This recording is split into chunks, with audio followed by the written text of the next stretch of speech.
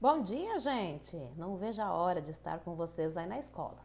Mas, enquanto isso não acontece, vamos a mais uma aula virtual. Hoje, o papel do urbanismo no século XXI. Então, na primeira metade do século XX, a gente teve aí a grande revolução no urbanismo, né? Também na arquitetura, conhecida como funcionalismo ou racionalismo.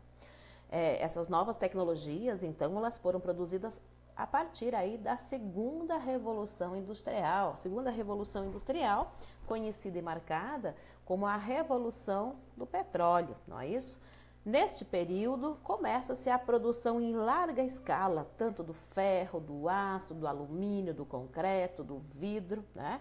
Então, a gente tem aí também neste período, então, o crescimento das cidades, principalmente a verticalização dessas cidades, através, então, de elevados prédios, né, conhecidos como arranha-céus.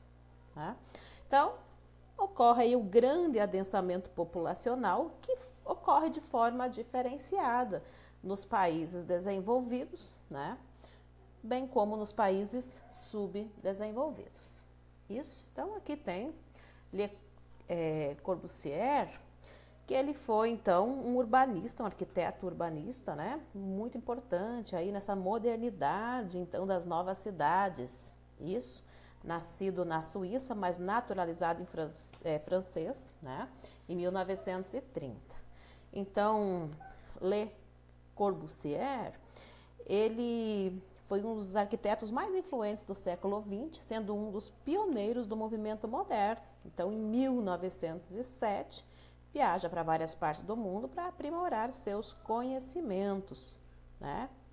Morre aí em 1965, vítima de afogamento, né? Olha só. Na visão urbanística de Corbusier, ele coloca assim, ó, que ele tinha planos de fazer cidades, de equipar, organizar cidades capazes de abrigar 3 milhões de habitantes, então chamada por eles das cidades contemporâneas. Então ele tinha uma visão de grandes centros urbanos. Achava necessário estudar a grande cidade, pois conhecia seu papel de polo magnético e a importância das altas concentrações demográficas que os grandes centros apresentavam. Ele tinha como característica dele, assim, muito separar. Então, aqui eu vou fazer um centro comercial, aqui eu tenho uma área para uma elite da população. Então, alguns autores criticam ele porque dizem que ele foi o responsável, então, principal responsável pela segregação urbana. Mas ele queria, dentro da visão dele, ele pregava a organização das cidades. Ele queria organizar cada pedacinho, né, da área urbana. Isso. Então, a gente tem um exemplo aqui no Brasil que segue, né, que faz parte da equipe do arquiteto suíço, né, Le Corbusier, que seria o projeto do edifício Gustavo Capanema, no Rio de Janeiro. Né? Então, dentro do projeto de Brasília, coloca aí. Então, tantos arquitetos aí famosíssimos, né, como Oscar Niemeyer, o projeto urbanístico de Lúcio Costa, eles levam características, né, de Le Corbusier. Isso. Então, a gente tem aqui o edifício Capanema, ele colocava, olha só, ele fazia muito essa questão aqui, essas aberturas, né? O vidro, muito colocado, ó. Se a gente observar as paredes aqui, as janelas, eram praticamente, olha, todas de vidro, conhecido como janela em fita, né? Então, esses espaços abertos, ele tinha muito na arquitetura dele. Tinha gente que dizia que a arquitetura dele era sem graça, que ele era um urbanista sem graça. Mas, enfim, na época, ele fez grande sucesso. Né? Então, a gente tem aqui, falando um pouquinho agora dessa urbanização, né? Ficou muito diferente das áreas que se urbanizaram primeiramente do que se urbanizou mais tarde. Então, a gente tem aqui as grandes cidades globais. O que é uma cidade global? Uma cidade que exerce grande interferência no mundo, então os maiores polos da globalização, não é isso? Que estão nos países ricos. Então, os países ricos, eles concentram as áreas que exerce a maior atividade nos setores terciário e quaternário, tanto na atividade terciária, dos serviços como um todo, como na produção também de tecnologia. Além disso, centralizam a economia mundial e possuem as matrizes, ou seja, a sede das maiores empresas globais, né, do nosso planeta. Então, elas dominam o mercado mundial, né? Então, a gente tem aqui o que faz, né? As taxas de urbanização, elas vão variar aqui de acordo com o tempo e o grau de desenvolvimento. Então, o tempo, as que se industrializaram primeiramente, as que se industrializaram tardiamente, né? E ainda vai entrar aqui o grau de desenvolvimento que a gente vai observar no decorrer da aula. Então, temos aqui, olha só, na África, na América Latina e na Ásia, as taxas de urbanização são superiores à Europa. Por que que a gente tem isso? A gente fala assim, olha, nos países ricos, eles tendem a não crescer mais tanto quanto nos países pobres. As áreas urbanas, elas estão limitadas, então, Então, a gente vai observar um pouquinho aqui. Então, a gente tem a urbanização iniciada com a Revolução Industrial. Então, começa aí com a primeira revolução, segunda revolução, tem aquele auge na segunda revolução industrial, né, mais intensa no século XX, onde começam a aparecer aqui as áreas metropolitanas, né? Então, o caso de Londres, Paris, né? Então, atualmente, as cidades crescem muito pouco ou até diminuem a sua população. Então, devido a que essas cidades no mundo rico, elas diminuem ou crescem lentamente. A redução do êxodo rural, a maior parte dela já tem mais de 80% nas áreas urbanas, então os países desenvolvidos, grande parte da população vive na área urbana, né? A descida da taxa de natalidade, então controle de natalidade, os casais têm poucos filhos, isso faz com que também, por si só, faça o controle, e a crescente fixação, então, de residência em áreas suburbanas. Isso. Então, a gente tem, olha só, uma cidade como Palma Nova, na Itália, olha que belíssima essa área, justamente porque ela é uma cidade pequena, né? Fácil de organizar, com fácil administração, e olha só, toda ela, em torno dela, o planejamento, ó, áreas verdes. Então, são cidades que têm baixíssimos índices de violência, que têm saneamento básico adequado, né? Qualidade de vida. Então, os países ricos, eles privam essas características para as áreas urbanas. Não é do interesse fazer grandes centros urbanos. Então, é melhor várias cidades, umas próximas das outras, mas cidades menores. Então, a gente tem aqui, já diferente, os países em desenvolvimento, a gente tem a urbanização, inicia-se então após a Segunda Guerra Mundial. E ao contrário dos países ricos, de uma forma muito rápida, né? Então, elas crescem devido ao êxodo rural, muita gente sai do campo para a cidade, elevada a taxa de natalidade. Até porque, quando a gente diz intenso êxodo rural, entra aqui também a questão de que a indústria, ela chega, depois da Segunda Guerra Mundial, países como o Brasil, né? Ela chega e ela acaba trazendo consigo aqui colheitadeiras, tratores, insumos. Então, ela começa a desempregar gente no campo. O campo já não consegue mais oferecer a mesma quantidade que oferecia anteriormente, né?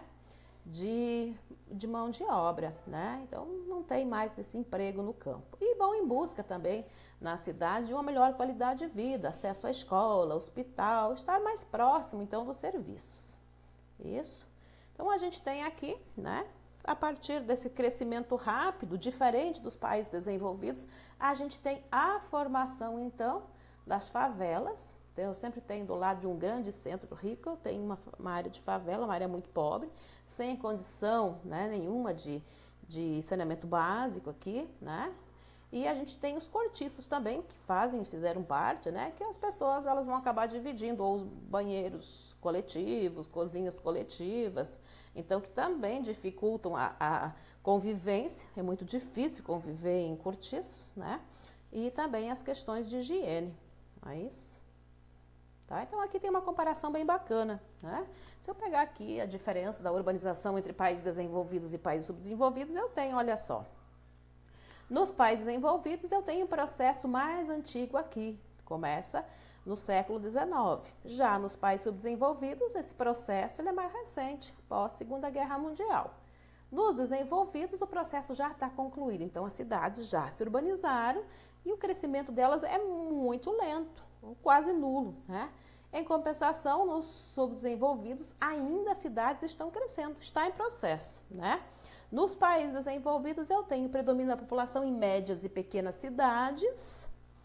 Já nos países subdesenvolvidos, eu vou ter aqui, ó, grandes cidades, metropolização, então em ampla ascensão, em amplo crescimento, né?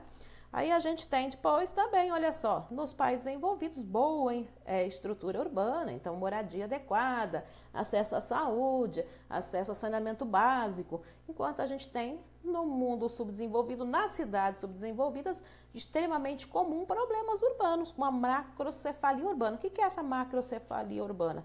É cidades com muita gente que não suportam nem emprego, nem condição de qualidade de vida, não tem moradia para todos, não tem emprego para todos, né? A gente não tem condição adequada para suportar aquela população. Isso. Então, os problemas aí das cidades, principalmente, não que não existam problemas no mundo desenvolvido, claro que sim, mas a condição econômica, a organização e a condição econômica é outra, então é mais fácil de resolver. Em contrapartida, esse crescimento rápido, essas cidades, vamos pegar a grande São Paulo, cresce rapidamente, faltou a infraestrutura em várias coisas, né, gente? Então, hoje uma chuva mais pesada é um problema para São Paulo. Então, a gente tem aqui impactos ambientais, poluição atmosférica, poluição sonora, né? Barulho, trânsito, estresse, né? Aí resíduos urbanos, questão do lixo, né? Não se consegue entupir esgotos, aí eu tenho na enxurrada um problema todo de cheias e assim por diante. E falta de espaço verde, então são verdadeiras selvas de pedra, né? Os problemas fazem com que a qualidade de vida, então, ela seja restrita, né? Eu vou perder essa qualidade. Mas eu tenho outros também problemas que não são somente ambientais, tem os sociais também, né? A dependência de produtos agrícolas e alimentares, de água, energia, né? Torna uma cidade vulnerável, dentro da ruptura do abastecimento. A gente teve recentemente aí falta de água em São Paulo, trouxe todo um estresse para a população, né? Toda uma problemática. Transportes, o trânsito, engarrafamentos fazem desesperar quem tem que fazer diariamente o percurso. Então, é um motivo de estresse. Sobrelotação dos equipamentos coletivos, escolas, creches, hospitais, não tem vagas para todos.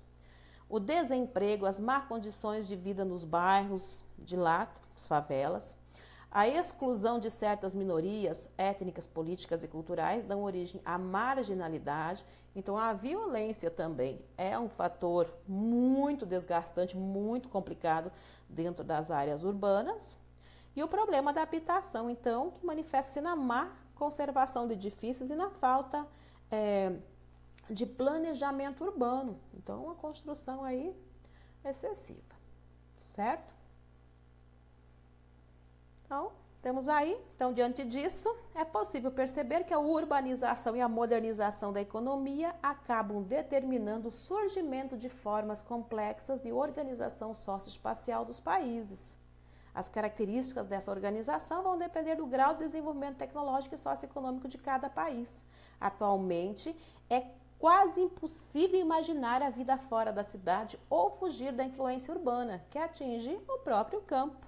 A cidade é considerada a mais dinâmica forma de transformação do espaço geográfico realizada pela sociedade. Lembrando que, quanto maior o centro urbano, mais difícil é a organização desse espaço. Lembramos também, né, que a gente tem aqui uma diferenciação muito expressiva. Não vivemos mais sem as nossas áreas urbanas, em contrapartida, temos todo um desafio aí de organizá-las. Nos países ricos, com a facilidade muito maior dessa organização, né, já são organizadas.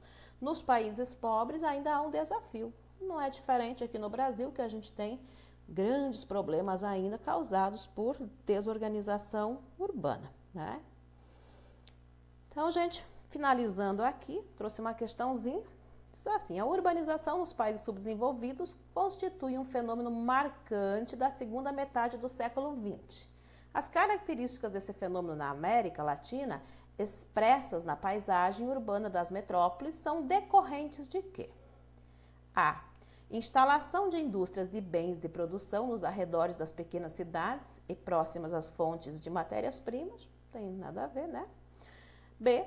Industrialização tardia e da modernização das atividades agrícolas conjugadas à concentração de pessoas nas grandes cidades. Então, a gente tem a principal causa, então, no mundo subdesenvolvido do crescimento das cidades né, a industrialização tardia. Gente, um grande abraço para vocês. Se precisarem de mim, é só me procurar. Fiquem com Deus.